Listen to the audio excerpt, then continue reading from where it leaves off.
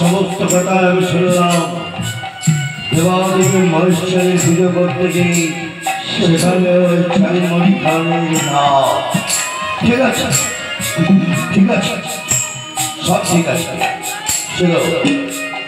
শুধু তোমাকে আমি আদেশ করছি, এখনই এই মুহূর্তে বৌমাকে নিয়ে তোমাকে যেতে হবে সাঁওতালি বাটপথ বসল করে।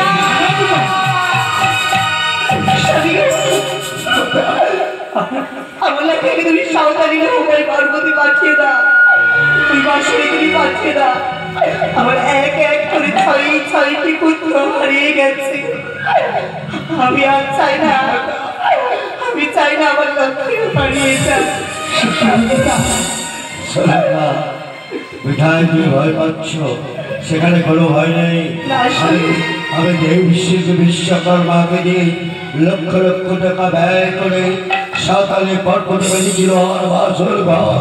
সেই বাসর ঘরে তাছাড়া সেখানে আছে হেতালের গাছ, হেতালের গন্ধাই চেঙ্গড়ি খানির নাও, সেখানে পৌঁছতে পারবে না।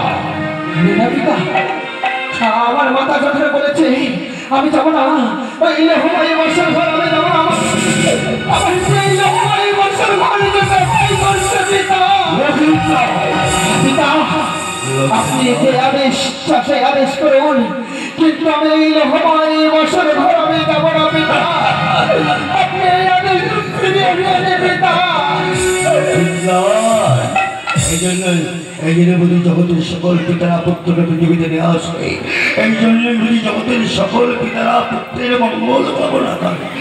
না, পুত্র হয়ে একদিন ইচ্ছার জন্য তুমি যেতে পারবে না বাসর ঘরে। আমি যাবো না এই হুমায়ুন বর্ষার ঘরে।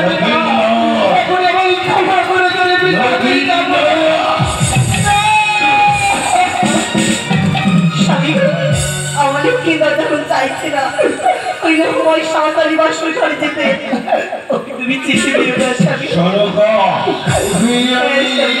যাব না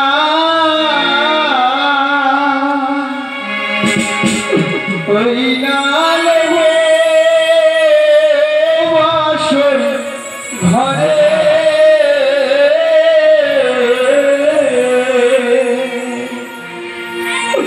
ওই আমি যাব না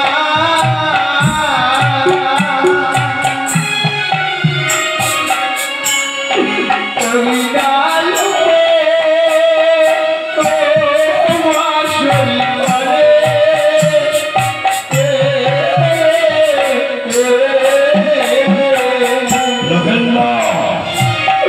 পিতা সকলেই ওই বাসর ঘরে পিতা সকলে আমি শিকার করছি পিতা না সেখানে কোনো ভয় নেই, সেখানে কোনো ভয় নেই। হ্যালো আমার যে ভয় করে পিতা হ্যালো ভয় ভয় ভয় কিসের ভয়? ওই বাসরি ঘরে গেলে পিতা হ্যালো লাগে পাহাড় দিয়ে আমার যে কষ্ট পিতা পিতা বড় বাসরি শুনতে পেয়েছি তাই বলছে তোমার ওই দুনিয়ার রাজধানী যদি আমার পদ হইতে মতলব পর্যন্ত তখন দাও, তবু কিন্তু মহারাজের এতটুকু চলবে না, এতটুকু লড়বে না। তোমাকে এখনই এই মুহূর্তে ওই সাতালে পটপট রোময় বর্ষণ করে যেতে হবে। ওই বাসরি ঘরে গেলে পিতা পিতাদের ছায়া খসে পিতা খাবো না সবরে পিতা আমার সর্বপদে বড় বড় তাদের ছায়া খসে পিতা বারবার লাগেচ্ছা এই কথাটা শুনতে আমার ভালো লাগছে না। ওই নাম তোমার তুচ্ছ করতে পারবে না। আমি বললাম তো আমি লক্ষ লক্ষ ব্যয় করে বিশ্বকর্মা বর্ষের ঘরের মাল করেছি, সেই কথা মনে করছি সেখানে লাভ পর্যন্ত পারবে না। আমি সবরে পিতা ওই বাসরি ঘরে গেলে পিতা সবাই যাই নমস্কার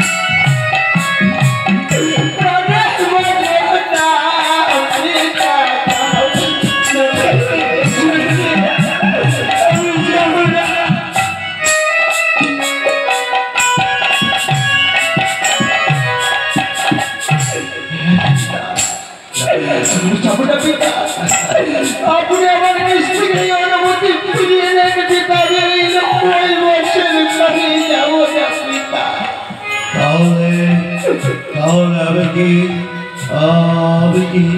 আমি কি জন্ম দিলাম সলকার গর্ভে তোমার জন্ম হয়েছে ঠিকই, কিন্তু আমি বোধহয় তোমার অবস্থা তো পিতা নই।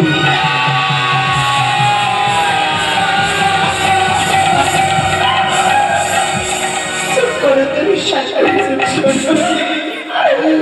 লক্ষায় তুই পারিস না বাবা, একটি নিশির জন্য ওই সাঁওতালির হুমই বাসের ঘরে একটি নিশি কাটিয়ে আসতে তুই কি চাস না বাবা? তুই চাস না তোর মায়ের কলঙ্ক মোচন হোক বাবা? হ্যালো আমি তো আমার মাথার কলঙ্ক মোচন করার জন্য হ্যালো তোমার যে মনে বলে না সেই পিতা রামচন্দ্র কথা রামচন্দ্র প্রীতি সত্য পালনের জন্য 14 বৎসর বনবাস যাপন করেছিল। আর 14 বৎসর নয়, 14 দিবস নয়, শুধু একটি রাতের মতো প্রত্যেক আদেশ পালন করতে ওই রামচন্দ্রের মতো সুযোগ্য পুত্র তুমি পারো না। ফোনটা স্যার আমি তো চাই না আমার মাথার নামে এতটুকু কলঙ্ক, আমি আমার মাথার কলঙ্ক মোচন করার জন্য